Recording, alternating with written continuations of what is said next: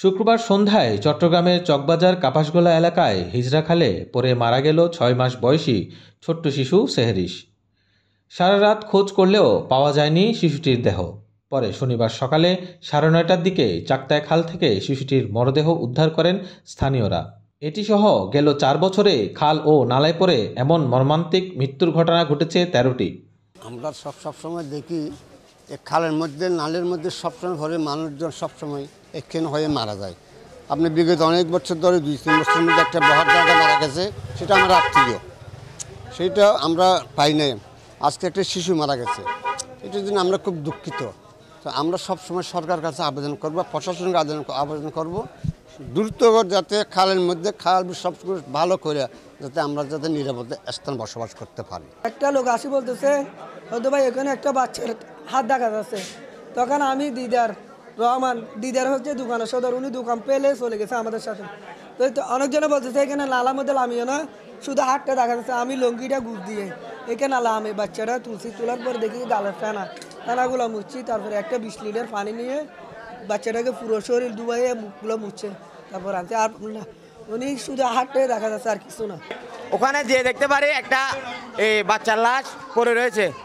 তখন আমি ভাবলাম যে ওটা পুতুল, দেখি যে না, আমার মনে মানতেছে না। তখন আমি ওখানে খালে নামছি, নিচে এতটুকু পানি নামার পরে দেখতেছি এটা বাচ্চার লাশ।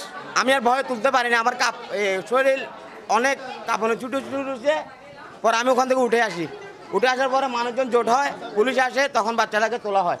গতকাল থেকেই তার নিখোঁজের খবর সামাজিক যোগাযোগ মাধ্যমে আলোচনা সমালোচনার ঝড় উঠে। নৌবাহিনী জানায়, উদ্ধারের পর আইনানুগ ব্যবস্থা নিচ্ছে পুলিশ। গত ৪ বছরে এভাবে খাল ও নালায় পড়ে মারা গেছে ১৩ জন। ২০২১ সালে খাল নালায় পড়ে ডুবে মারা যান ৫ জন, ২০২২ সালে ১ জন, ২০২৩ সালে ৩ জন এবং ২০২৪ সালে মারা যান ৩ জন। আর গতকাল নগরীর চকবাজারে মারা গেছে ৬ মাসের শিশু সেহরিশ। আর এই নিয়ে ক্ষোভ জানিয়েছে স্থানীয়রা। অনজমে খালের বিভিন্ন ধরনের প্রতিবন্ধকতা এরা বাঁধ দিয়ে রাখছে কাজ চলামাল কারণে। বাঁধগুলো যদি এখন বর্ষার আগে যদি দ্রুত যদি মাটিগুলো যদি অপারেশন না হয়, তাহলে জলবদ্ধতা টিকে যাবে। বৃষ্টি হলেই সঙ্গে সঙ্গে পানি উঠে যায়, পানিগুলো এগুলো ক্লিয়ার হচ্ছে না পরিষ্কারভাবে, এই জন্য আর কি আমরা পরিষ্কার পরিচ্ছন্নতা চাই। এখানকার যে জলবদ্ধতা জায়গায় ময়লা অপরিষ্কার হয়ে রয়েছে, এগুলো পরিষ্কারের জন্য আমরা চাইতেছি, আমাদের দাবি তো সেটা। আসলে এই ঘটনাটা খুবই দুঃখজনক। গতকাল রাতে আমাদের শহীদ আঙ্কেলের যে মেয়েটা অত্যন্ত দুঃখজনকভাবে পানিতে পড়ে মৃত্যুবরণ করলো। এর আগেও আমার একজন কাজিনের হাজব্যান্ড, আপনার ওই সালামত ভাই, যিনি মুরাদপুরে মারা গেল, ওনারও লাশটা আমরা পাইলাম না।